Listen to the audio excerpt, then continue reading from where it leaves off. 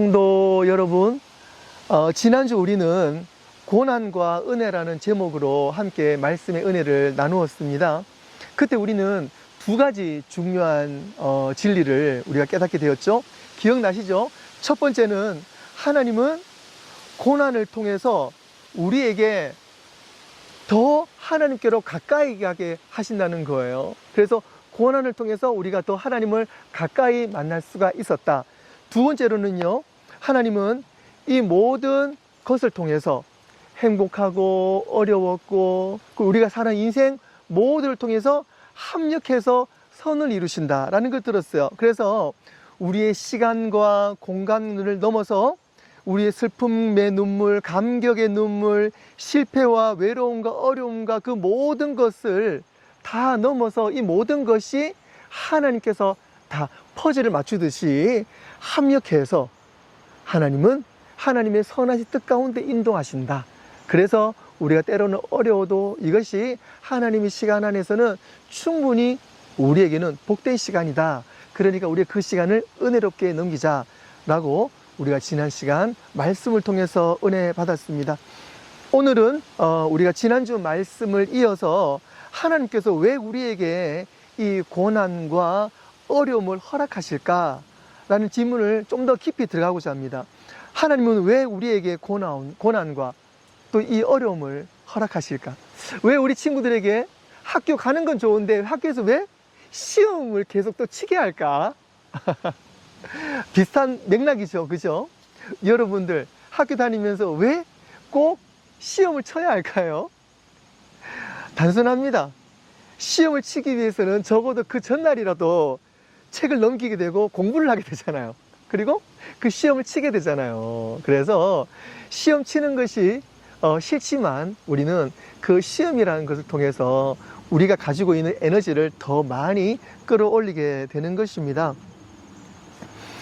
이처럼 하나님께서 우리는 예수님을 닮아가기 위해서 우리가 또 이 어려움을 잘 넘게 하기를 원하시는데요.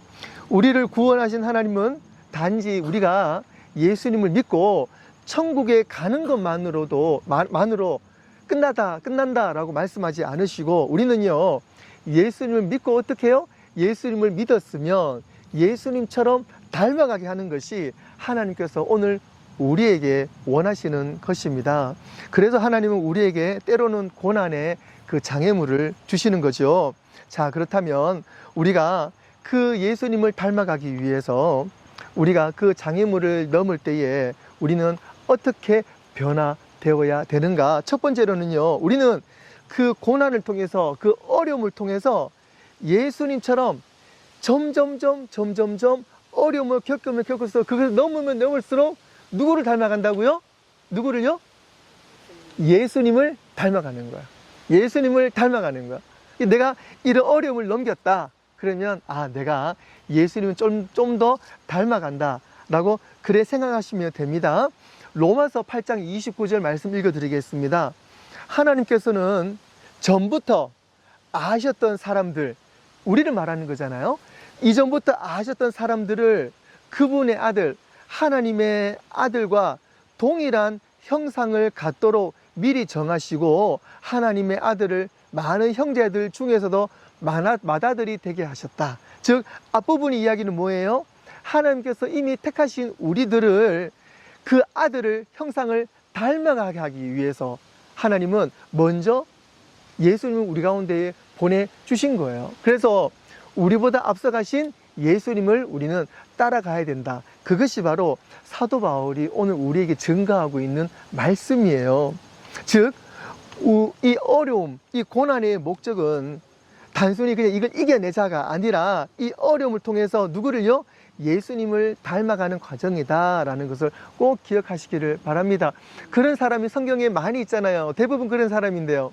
여러분 아시는 것처럼 조셉이 그런 사람이에요. 창세기 읽다 보면 조셉이요? 어떤 사람입니까? 그 요셉이 형들에게 팔려가지고요, 죽을 고비를 넘기고, 그리고 어떻게 해요? 노예로 팔려가지 않습니까? 노예로 팔려가고 또 어떻게 해요? 또 감옥에도 들어갑니다. 여러 가지 어려움이 있지만 결코 불평하지 않았어요. 내가 왜 죽을 고비를 넘겨야 되나? 내가 왜 형들한테 팔려야 되나? 내가 왜 이렇게 누명을 써야 되나? 내가 왜 이렇게 감옥에 들어가야 되나? 불평하지 않았어요. 그렇지 않고 하나님의 뜻이 어디에 있을까? 그리고 내가 이것을 믿음으로 이겨내리라 라고 성경에 자세하게 안 나와 있지만 요셉이 걸어왔던 그 길을 보면 불평은 없어요. 그리고 그 과정을 잘 넘겼어요. 그리고 억울한 누명을 당했지만 그걸 변명하지 않았어요. 그리고 그 누명을 받았지만 또 감옥에 들어갔어요. 그리고 꿈 해몽을 하면서 늘 요셉의 초점은 어디에 있었어요? 요셉의 초점은 하나님께 있었어요. 그럴 때 하나님께서 지혜를 주셨고, 그리고 그 어려움을 잘 넘기게 되었다는 것을 우리는 창세기 말씀을 통해서 잘 알고 있습니다. 참 그러면서 요셉이 나중에는 총리가 되잖아요. 높은 사람이 됩니다. 그리고 그 나라의 가뭄이었어요. 곡식과 먹을 것이 많이 없어요. 그럴 때에 요셉의 형들이 오잖아요. 그런데 그 요셉이 총리가 된 것을 몰라요. 그럴 때 창세기 50장 20절에 요셉이 그 형들에게 이런 말을 합니다.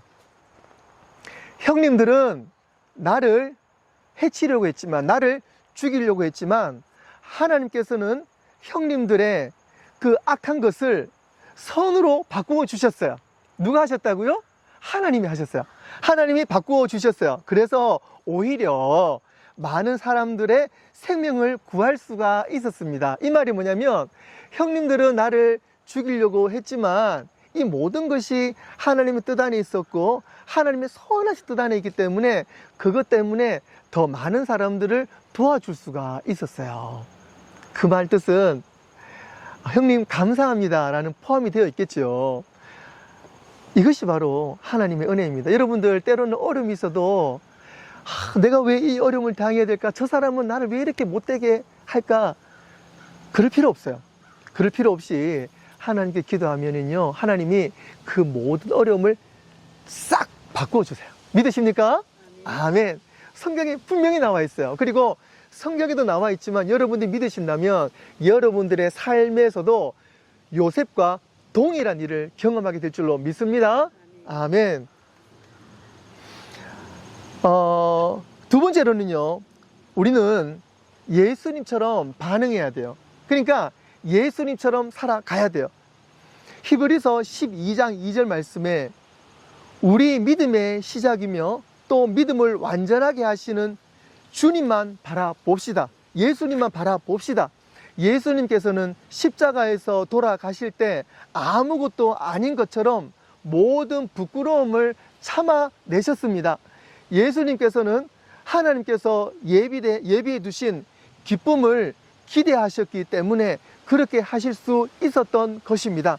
이제 그분은 하나님 보좌 오른편에 앉아 계십니다 라고 히브리서 기자가 말했습니다. 앞서 절을 제가 한 번 더 읽어드릴게요. 우리의 믿음의 시작이며, 저와 여러분들 우리가 믿는 것, 그 믿음의 시작이며 또 믿음을 완전하게 하시는 주님만 바라봅시다. 누구만요? 주님만 바라봅시다. 히브리서 기자가 오늘 우리에게 선포합니다. 주님만 바라봅시다. 예수님만 바라봅시다. 자, 우리 다 함께 따라하겠습니다. 예수님만 바라봅시다. 예수님만 바라봅시다. 예수님만 바라보겠습니다. 예수님만 바라보겠습니다. 예수님만 따라가겠습니다. 예수님만 따라가겠습니다. 아멘. 우리가 예수님만 따라갈 때에 예수님은 우리를 통해서 예수님이 하셨던 놀라운 일들을 경험하게 해주실 줄로 믿습니다. 아멘. 예수님은 십자가의 고통 앞에서도 결코 불평하지 않으셨어요. 끝까지 순종하셨습니다. 예수님이 모든 고난을 이기시고 순종하실 수 있었던 것은 그 고난에 넘어, 그 십자가의 죽음 넘어 하나님의 영광을 바라보셨기 때문에 그 일들을 감당하실 수가 있었습니다. 여러분 잘 아시는 것처럼 다윗이 있었잖아요. 그리고 다윗과 또 사울이 있었어요. 그런데 사울도 기름 부음 받은 자, 하나님의 명령하심으로 기름 부음 받은 자였어요. 그리고 사울이 다윗을 여러 번 죽이려고 했었어요. 그리고 다윗은 도망쳤어요.